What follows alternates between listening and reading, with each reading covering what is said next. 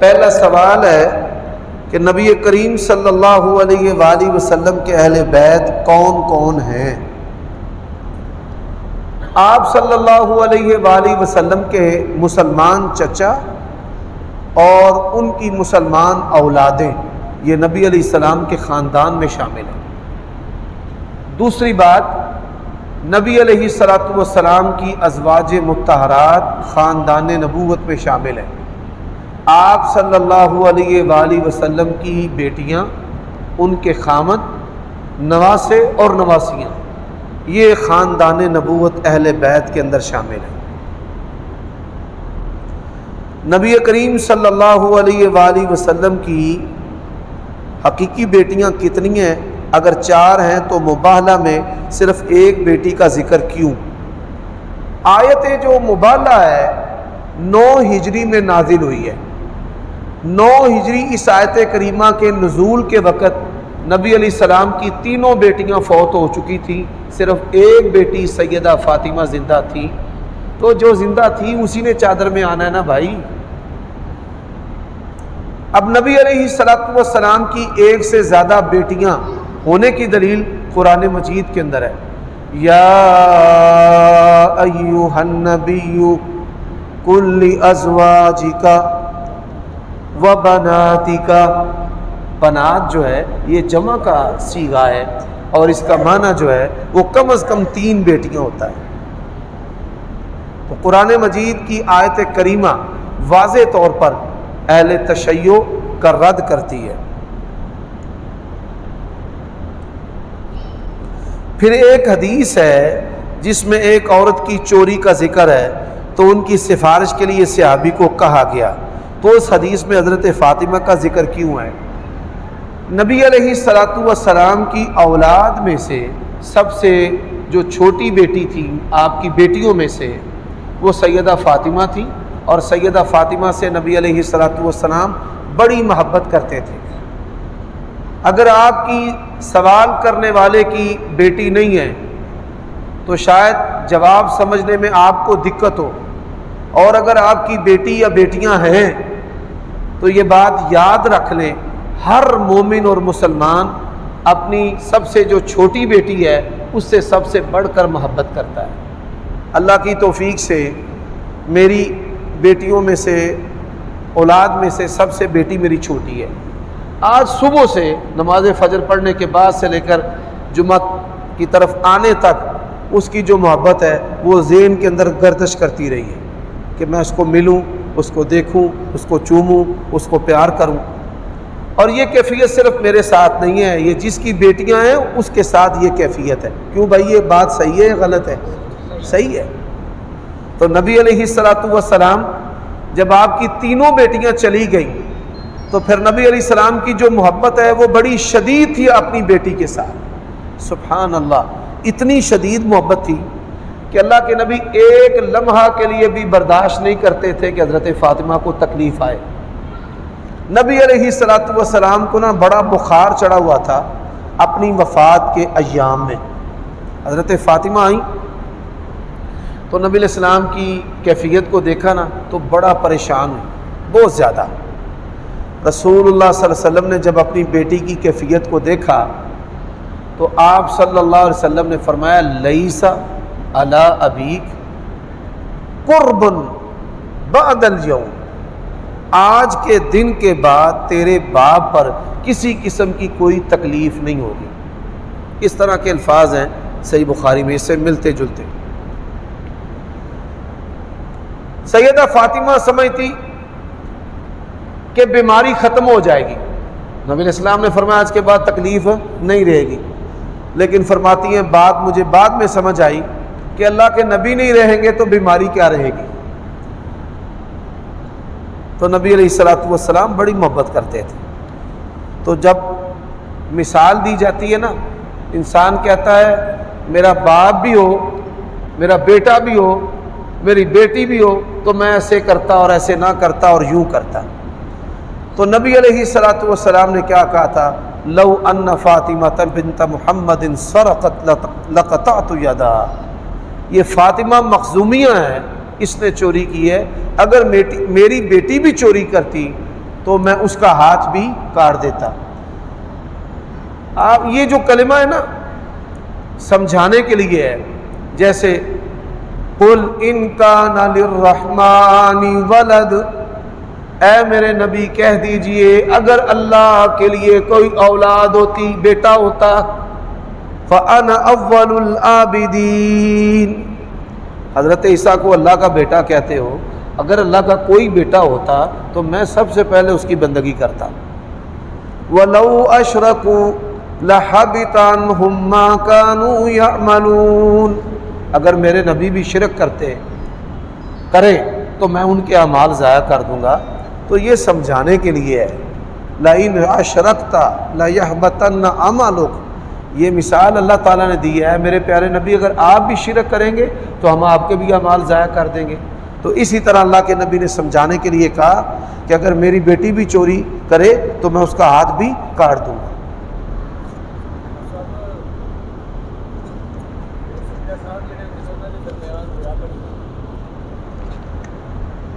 صحف کے جو 2 سجدے ہوتے ہیں ان کے درمیان کوئی دعا نہیں ہے، عبادت دلیل کے ساتھ ہوتی ہے، بلا دلیل نہیں ہوتی۔ بھول کے 2 سجدوں کے درمیان کوئی بھی دعا نہیں ہے، نہ اللہم اغفر لی نہ رب اغفر لی۔ جی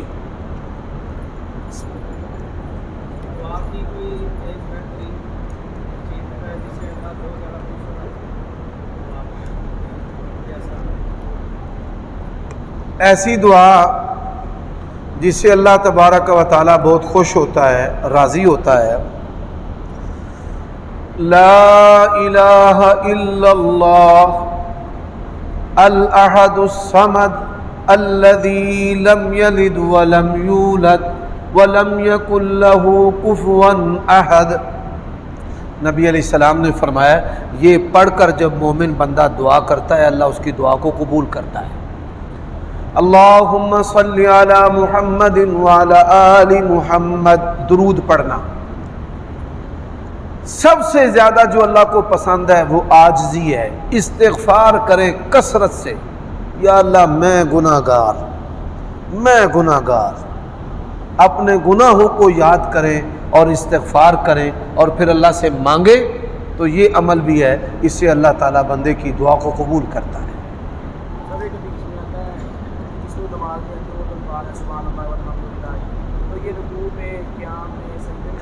جس بندے کو نماز نہیں آتی، وہ نو مسلم ہے یا ہے مسلم لیکن غافل ہے، اور پھر اللہ تعالیٰ نے اس کو توفیق دی، وہ مسجد میں آ گیا، اب مسجد میں آیا ہے تو اس کو بیچارے کو نماز نہیں آتی، تو وہ سبحان اللہ والحمد للہ ولا الہ الا اللہ یہ کلمات پڑھے پوری نماز کے اندر، قیام میں بھی، رکوع میں بھی، سجدے میں بھی، تشہد میں بھی، اللہ تعالیٰ اس کو انشاءاللہ نماز کا صحیح پورا اجر و ثواب دے گا۔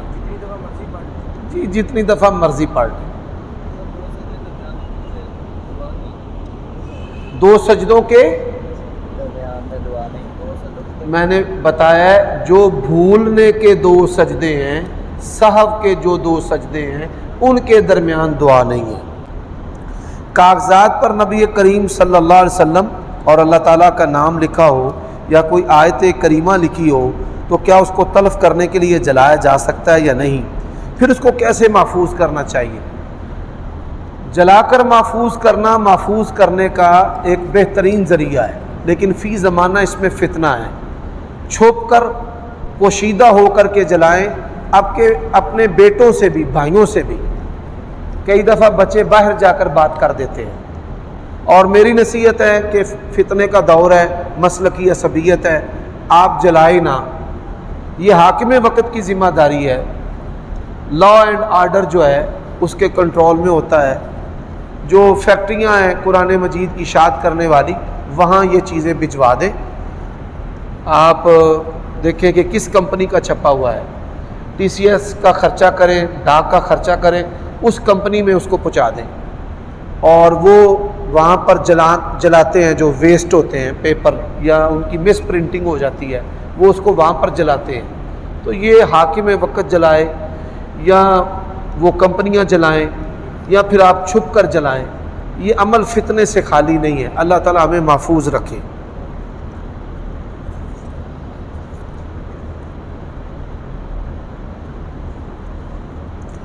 خواب میں کسی زندہ کا جنازہ دیکھنا جس کی چارپائی کے گرد عورتیں بیٹھی افسردہ بیٹھی ہیں، یہ جو جس کا جنازہ دیکھا کون ہے؟ دوست ہے؟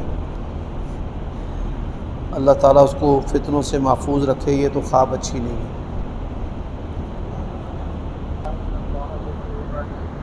واستغفر اللہ، وظیفہ جس نے آپ کو بتایا ہے اس نے صحیح نہیں بتایا۔ واستغفر اللہ یہ حکم کا صیغہ ہے، امر کا، اس کا معنی ہے اور تم اللہ تعالیٰ سے بخشش مانگو، بے شک اللہ تعالیٰ معاف کرنے والا، رحم نہایت رحم کرنے والا ہے۔ اب آپ وظیفہ کرتے ہیں واستغفر اللہ، اللہ سے بخشش مانگو، کس کو کہہ رہے ہیں؟ مانگتے نہیں ہیں، حکم آپ بھی دیے جا رہے ہیں، مانگتے نہیں ہیں، عمل آپ بھی نہیں کر رہے۔ آپ عمل کریں، استغفر اللہ ربی من کل ذنب واتوب الیہ، استغفر اللہ، اللہ میں تجھ سے بخشش کا طالب ہوں، یہ وظیفہ ہے۔ جس نے وظیفہ آپ کو بتایا ہے وہ کوئی عالم آدمی نہیں ہے، عامی آدمی ہے۔ جی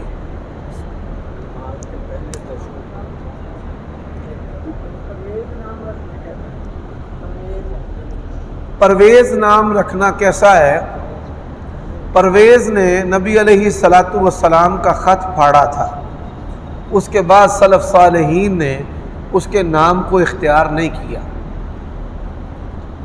تو میں بہتری اسی میں سمجھتا ہوں کہ اس کے نام کو اختیار نہ کیا جائے، اور اگر کوئی رکھ لیتا ہے یا لا علمی سے اس نے رکھ لیا ہے تو اس پر کوئی فتویٰ نہیں ہے، اس پر کسی قسم کا کوئی فتویٰ نہیں ہے۔ نماز کے پہلے تشہد میں اگر آپ درود نہیں پڑھتے تو آپ کی نماز بالکل صحیح اور درست ہے۔ عبداللہ ابن مسعود کہتے ہیں اللہ کے نبی نے مجھے درمیانہ اور آخری تشہد سکھایا ہے، اور عبداللہ ابن مسعود جو ہیں وہ درمیانہ تشہد التحیات للہ کے ساتھ پڑھتے تھے، تو صحابی کا عبادت کرنا اور کر کے اس کی نسبت رسول اللہ کی طرف کرنا تو یہ اس کے مرفوع ہونے کی بین دلیل ہے۔ اگر وہ رسول اللہ صلی اللہ علیہ وسلم کی طرف نسبت نہ بھی کرتے تو پھر بھی یہ مرفوع ہے، کیونکہ صحابی کا عبادت کرنا اصول روایت کے مطابق مرفوع ہے۔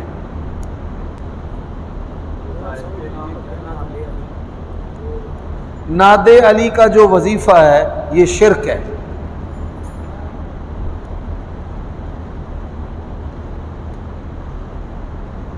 ناد علی کا جو وظیفہ ہے یہ رافضیوں کا بنایا ہوا ہے، حضرت علی کی اولاد نے تو نہیں کیا۔ اب جتنے بھی یہ کام کرتے ہیں، گھوڑا نکالنا، جھنڈا، سبیل، نوچنا اپنے آپ کو، کوئلے پر چلنا، حضرت علی کی اولاد نے کسی نے بھی نہیں کیا، شہادت حسین کے بعد بھی نہیں کیا، نہ امام باقر نے، نہ امام جعفر نے، نہ موسیٰ کاظم نے۔ کئی جو شیعہ افراد ہیں ہم ان سے سوال کرتے ہیں کہ جن چیزوں کے لیے تم لڑتے ہو، روڈوں پہ آتے ہو، یہ ساری جو چیزیں ہیں حضرت علی کی اولاد نے ان کو تو اختیار سرے سے کیا ہی نہیں ہے، تو تم نے کیسے کر لیا؟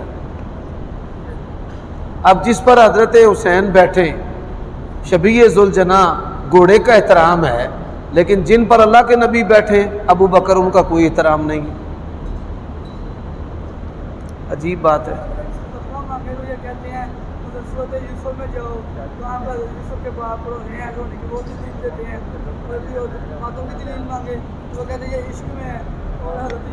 پیارے بھائی، حضرت یوسف علیہ الصلاۃ والسلام، حضرت یعقوب علیہ الصلاۃ والسلام، آپ نے ذرا مجھے جواب دینا ہے، کیا انہوں نے کوئلے کا ماتم کیا تھا؟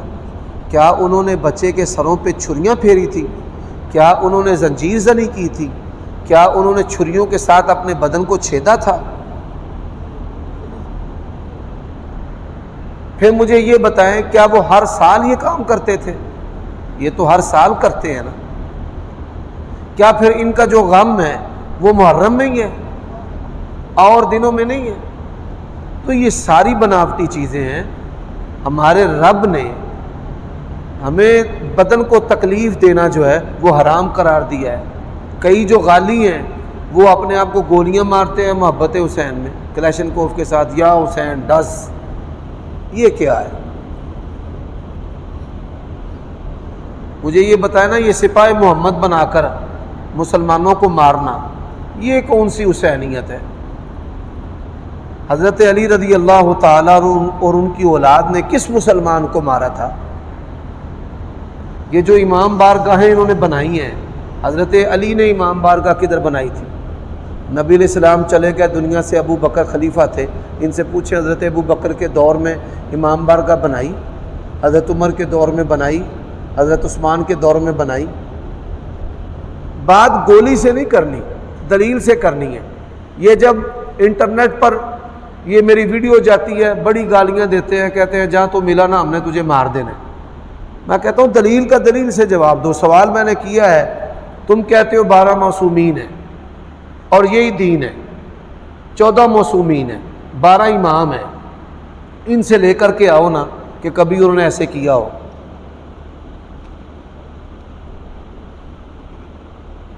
کیا خیال ہے؟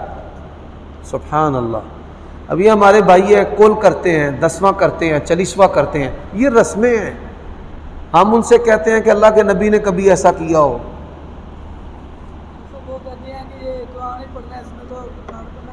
بھائی قرآن آپ نے اپنی مرضی سے پڑھنا ہے یا اللہ تعالیٰ اور اس کے رسول کی رہنمائی پر پڑھنا ہے؟ ذرا میں ایک سوال کرتا ہوں، آپ کا امتحان ہو میتھ کا اور آپ وہاں پر مطالعہ پاکستان لکھ کر آ جائیں، پاس ہو جائیں گے؟ تو آپ کہیں جی میں نے دیکھو 9ویں دا مطالعہ پاکستان ہے، یا ایسے ہی ہے نہ۔ اگر قرآن پڑھنا ہے، جانور آپ ذبح کر رہے ہیں تو آپ پڑھ سکتے ہیں یاسین والقرآن الحکیم انک لمن المرسلین۔ مردیاں دے کول یاسین پڑھنا تے مشہور ہے نا، تے جانور دنیا تو جا رہے ہیں، پڑھو دے ہوتے یاسین والقرآن الحکیم۔ تو ہم کہتے ہیں قرآن مجید وہاں پڑھنا ہے جہاں اللہ تعالیٰ اور اس کے رسول کی تعلیم ہے۔ اب جمعے کی 2 رکھتے ہیں، پہلی رکعت میں بھی میں نے قرآن پڑھا ہے، دوسری میں بھی پڑھا ہے، تو اگلا جمعے میں 3 رکعتاں پڑھا دیں۔ یہ نہ سارے میرے دوالے ہو جانا ہے، مولوی ایک ہی کیتا ہی، تو میں کہاں میں قرآن ہی پڑھیا ہے، اور میں سجدہ ہی کیتا ہے رب نو، اور میرے تو ہی دوالے ہو گئے ہو۔ بات کی سمجھ آئی ہے؟ ہم یہ کہتے ہیں قرآن مجید وہاں پڑھیں کہ جہاں اللہ تعالیٰ اور اس کے رسول نے ہماری رہنمائی کی ہے۔ سمجھ آئیے بات کی؟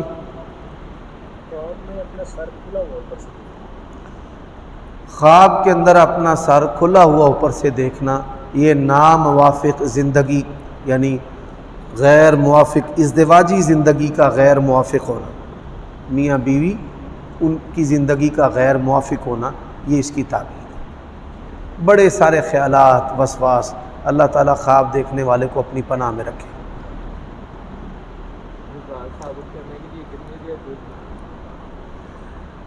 یہ سوال ہے، ہمارے ہاں دیہاتوں میں اور شہروں میں کبھی ماں بیمار ہو جاتی ہے اور کبھی بچہ بیمار ہو جاتا ہے تو کسی دوسری عورت کا دودھ پلایا جاتا ہے۔ جب جوان ہو جاتے ہیں تو پھر رشتوں کا مسئلہ پیدا ہوتا ہے۔ عہد نبوی میں ایک لڑکی اور لڑکے کی شادی ہو گئی، ایک عورت آئی، اس نے کہا میں نے دونوں کو دودھ پلایا ہے، اس کی گواہی پر نبی علیہ السلام نے ان کے درمیان جدائی کروا دی تھی۔ 5 دفعہ رج کر بچہ دودھ پیے، یعنی دودھ بچہ جو ہے وہ شروع کرے اور چھوڑ دے، 5 دفعہ رج کر اگر دودھ پیے، اس سے رضاعت جو ہے وہ ثابت ہو جاتی ہے۔ 1-2 دفعہ پینے سے یا 1-2 چوسا لگوانے سے رضاعت جو ہے وہ ثابت نہیں ہوتی۔ دودھ سے بھی وہی رشتے بن جاتے ہیں جو خون سے رشتے ہوتے ہیں۔ جس عورت کا آپ دودھ پئیں گے، آپ کے بھائی نہیں، آپ اس کا بیٹا بن جائیں گے، اس کی بیٹیاں آپ کی بہن بن جائیں گی دودھ پینے سے۔ یہ بات یاد رکھ لیں۔ اور کتنی دفعہ پیے؟ اور 2 سال سے پہلے پیے. ہاں عمر کی بھی حد ہے, 2 سال سے پہلے پیے.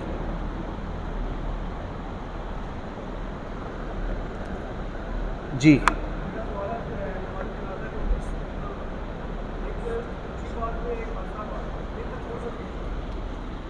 دونوں طریقے بہتر ہیں.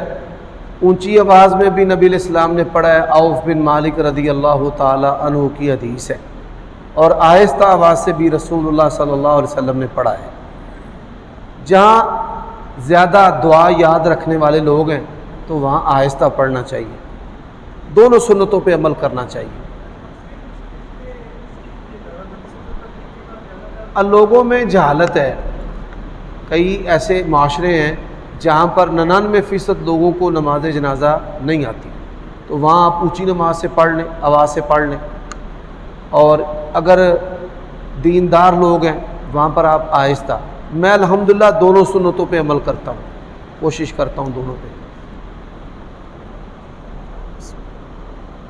مجلس پر خاص کریں گے. سبحانک اللہ.